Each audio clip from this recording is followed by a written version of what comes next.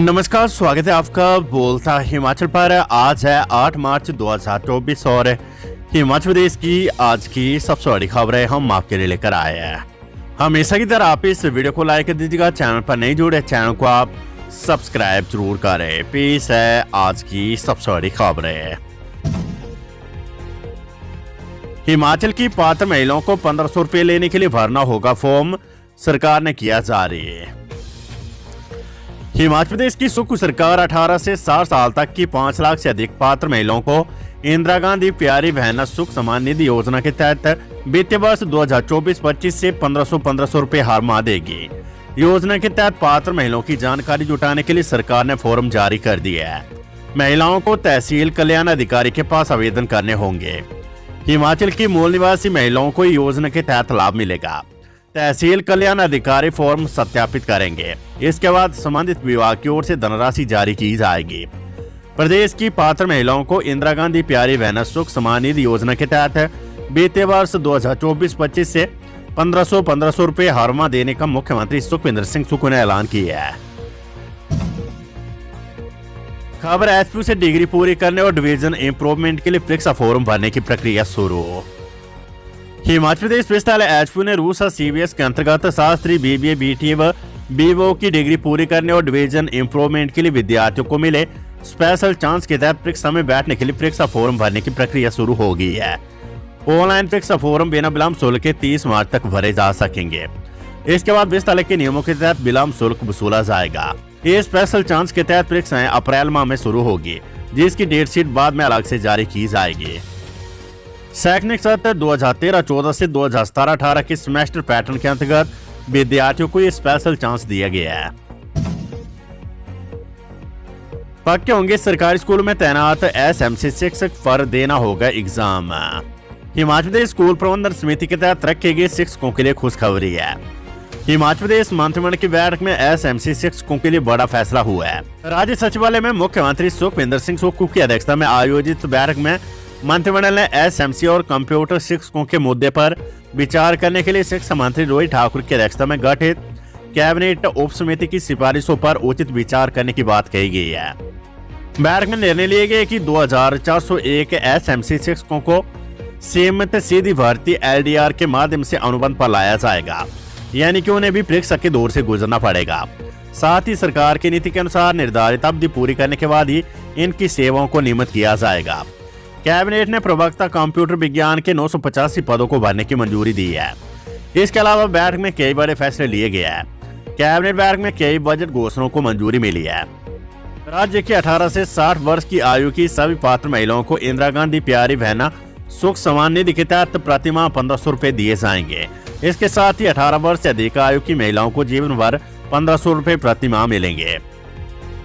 तो कैबिनेट बैठक से जुड़ी हुई जानकारी हम आपको इसी न्यूज बुलेटिन में आगे देने वाले हैं। नए सत्र से पीएचडी में होगी डायरेक्ट एडमिशन, एमफिल की डिग्री पर रोक पुरानी रहेगी कंटिन्यू। हिमाचल प्रदेश यूनिवर्सिटी की ओर से एमफिल करवाने पर पूरी तरह से रोक लगा दी गई है।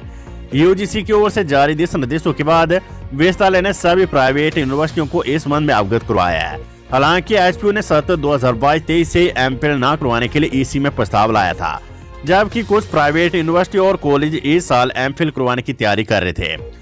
अब यूजीसी के आदेश के बाद इस पर पूरी तरह से रोक लगी है। वन मित्र भर्ती केस, हिमाचल हाईकोर्ट ने सरकार से 2 हफ्ते में मांगा जवाब। हिमाचल प्रदेश हाईकोर्ट ने वन मित्र भर्ती मामले में राज्य सरकार से 2 हफ्ते में जवाब दायर करने को कहा है। वीरवार को न्यायाधीश संदीप शर्मा ने इस मामले पर सुनवाई की। सरकार ने मामले पर और अधिक कानूनी राय लेने के लिए अदालत से समय मांगा था। हाईकोर्ट ने वन मित्र भर्ती के मामले पर पहली रोक लगा रखी है। याचिका में सरकार की तरफ से 7 अप्रैल 2017 की अधिसूचना को चुनौती दी गई है। अधिसूचना के तहत तृतीय और चतुर्थ श्रेणी के पदों की सीधी भर्ती के लिए साक्षात्कार इंटरव्यू करने की प्रक्रिया को समाप्त कर दिया गया है। इसके बावजूद विभाग ने वन मित्रों के लिए 10 अंक का इंटरव्यू तय किया है। विभाग ने वन मित्रों के 2061 पदों को भरने की प्रक्रिया शुरू की है। एनपीए हिमाचल में हेल्थ इमरजेंसी एक साथ छुट्टी पर गए 2600 डॉक्टर। प्रदेश भर के स्वास्थ्य केंद्रों में मरीजों पर भयंकर संकट आ गया है। एक साथ 2600 मेडिकल ऑफिसर अवकाश पर है। डॉक्टरों का ये अवकाश शुक्रवार को महाशिवरात्रि की छुट्टी की वजह से एक दिन और बढ़ गया है, यानी मरीजों को अस्पतालों में अब 2 दिन लगातार उपचार नहीं मिल पाएगा। गुरुवार को भी स्वास्थ्य संस्थानों से डॉक्टरों के सामूहिक अवकाश की वजह से मरीजों को कठिनाइयों का सामना करना पड़ा। मेडिकल ऑफिसर एसोसिएशन ने नॉन प्रैक्टिस अलाउंस NPA न मिलने पर पेन डाउन स्ट्राइक की थी। 2 घंटे की इस हड़ताल के बीच डॉक्टरों ने 5 मार्च तक वार्ता का समय दिया था, लेकिन वार्ता का न्योता न मिलने के बाद मेडिकल ऑफिसर एसोसिएशन ने नाराज होकर 7 मार्च से सामूहिक अवकाश का ऐलान कर दिया है। लेकिन इस बीच भी राज्य सरकार की तरफ से डॉक्टर को मनाने की कोशिश नहीं की गई। राजेंद्र राणा ने सरकार पर फिर बोला हमला, सोशल मीडिया पर डाली पोस्ट। कांग्रेस से भागी हुए राजेंद्र राणा ने फिर से प्रदेश सरकार पर हमला बोला है। उन्होंने अपने सोशल मीडिया अकाउंट पर पोस्ट डाली है। पोस्ट में राणा ने सरकार द्वारा विधायकों व नेताओं को दिए जा रहे कैबिनेट दर्जे पर सवाल उठाया है। राजेंद्र राणा ने अपनी पोस्ट में लिखा है कि थोक में कैबिनेट दर्जा देकर दर्जी बनाने की बजाय बेहतर होता कि युवाओं पर भी नजर इनायत होती, रिजल्ट निकालकर उन्हें नौकरियां देते ताकि उन घरों में भी खुशियां आती और भरोसा सलामत रहता। सरकार ने MO व AMO की ट्रांसफर, स्वास्थ्य विभाग ने जारी किया आदेश। प्रदेश के विभिन्न स्वास्थ्य संस्थानों में तैनात मेडिकल ऑफिसर और आयुर्वेदिक मेडिकल ऑफिसरों को ट्रांसफर किया गया है। इनके ट्रांसफर के आदेश स्वास्थ्य सचिव M सुधा देवी की ओर से जारी कर दिए गए हैं। HRTC बसों में कैशलेस टिकटिंग प्रणाली शुरू, डिप्टी CM ने शिमला से किया शुभारंभ। शिमला शहर सहित हमीरपुर और ऊना में HRTC की बसों में अब छोटे पैसों की माथापच्ची से निजात मिलेगी, क्योंकि निगम में अब कैशलेस टिकटिंग प्रणाली शुरू हो गई है, जिसे चरणबद्ध तरीके से सभी डिपो में आरंभ किया जाएगा। डिप्टी CM मुकेश अग्निहोत्री ने वीरवार को पुराना बस अड्डा शिमला स्थित निगम मुख्यालय में शटल बस सेवा, कैशलेस टिकटिंग प्रणाली और ऑनलाइन बस पास सुविधा का विधिवत रूप से शुभारंभ किया। इसके साथ ही उन्होंने HRTC के कर्मचारियों के लिए तत्काल प्रभाव से 4% महंगाई भत्ता DA जारी करने की घोषणा की है। उन्होंने निगम के प्रबंध निदेशक को आदर्श आचार संहिता लगने से पूर्व इस घोषणा को अमली जामा पहनाने के भी निर्देश दिए हैं। JOIT पोस्ट कोड 817 के परिणाम घोषित करने को कैबिनेट सब कमेटी ने दी मंजूरी। प्रदेश कैबिनेट सब कमेटी ने सर्वसहमति से junior office assistant post code 817 का लंबित परिणाम जारी करने को मंजूरी प्रदान की है। वीरवार को शिमला में उप मुख्यमंत्री मुकेश अग्निहोत्री की अध्यक्षता में कैबिनेट सब कमेटी की बैठक हुई, जिसमें सर्वसहमति से JOIT पोस्ट कोड 817 का लंबित परिणाम जारी करने का निर्णय लिया गया है। मुकेश अग्निहोत्री ने कहा कि 7 अभ्यर्थी जिनके खिलाफ पेपर लीक मामले में FIR दर्ज है, उन्हें छोड़कर सभी अभ्यर्थियों का परीक्षा परिणाम घोषित करने की संस्तुति का निर्णय लिया गया है। उन्होंने कहा कि सब कमेटी के इस निर्णय से परिणाम जारी करने को लेकर भूख हड़ताल पर बैठे अभ्यर्थियों को राहत मिलेगी। मंत्रिमंडल बैठक से पहले CM सुक्खू से मिलने ओक ओवर पहुंचे विक्रमादित्य सिंह, कई मुद्दों पर की चर्चा। प्रदेश में चल रही सियासी हलचल के बीच वीरवार को लोकमान्य मंत्री विक्रमादित्य सिंह ने ओक ओवर पहुंचकर मुख्यमंत्री ठाकुर सुखविंदर सिंह सुक्खू से मुलाकात की। कैबिनेट बैठक से पहले हुई मुलाकात के दौरान दोनों नेताओं के बीच महत्वपूर्ण मुद्दों पर चर्चा हुई है। इस बैठक को लेकर सियासी गलियारों में भी खासी चर्चा बनी रही। ओक ओवर में हुई बैठक के बाद मुख्यमंत्री सुक्खू के साथ ही वाहन में बैठकर मंत्री विक्रमादित्य सिंह सचिवालय पहुंचे। यहाँ भी दोनों नेताओं के बीच कुछ समय तक विभिन्न मुद्दों पर मंत्रणा हुई। इसके बाद विक्रमादित्य सिंह मुख्यमंत्री के साथ सचिवालय में आयोजित कैबिनेट की बैठक में पहुंचे। इस बैठक में भाग लेने के बाद विक्रमादित्य सिंह दिल्ली के लिए रवाना हुए। बाढ़ से इस मामला हाईकोर्ट के फैसले के खिलाफ सुप्रीम कोर्ट जाएगी हिमाचल सरकार। हिमाचल हाईकोर्ट की ओर से वाटर सीज एक्ट को खारिज और असंवैधानिक करार दिए जाने के फैसले के खिलाफ हिमाचल सरकार सुप्रीम कोर्ट जा रही है। जल आयोग ने सरकारी उपक्रम और जल विद्युत कंपनियों से 27 करोड़ रुपए के करीब की राशि वसूल कर ली थी। अब हाईकोर्ट ने वाटर सीज एक्ट को खारिज किए जाने का फैसला सुनाया है। राज्य मंत्री जगत सिंह नेगी ने कहा है कि हाईकोर्ट के फैसले के खिलाफ सुप्रीम कोर्ट में जाना पड़ेगा। उत्तराखंड और जम्मू में वाटर सीज लिया जा रहा है, हमें कानूनी तौर पर भी लड़ना पड़ेगा। बता दें कि हिमाचल सरकार ने आय के साधन बढ़ाने के लिए सरकारी उपक्रम और निजी जल विद्युत कंपनियों पर वाटर सीज लगाने का फैसला लिया है। पश्चिमी हिमालयी क्षेत्र में 11 से 13 मार्च तक हल्की बारिश और हिमपात होने के आसार है।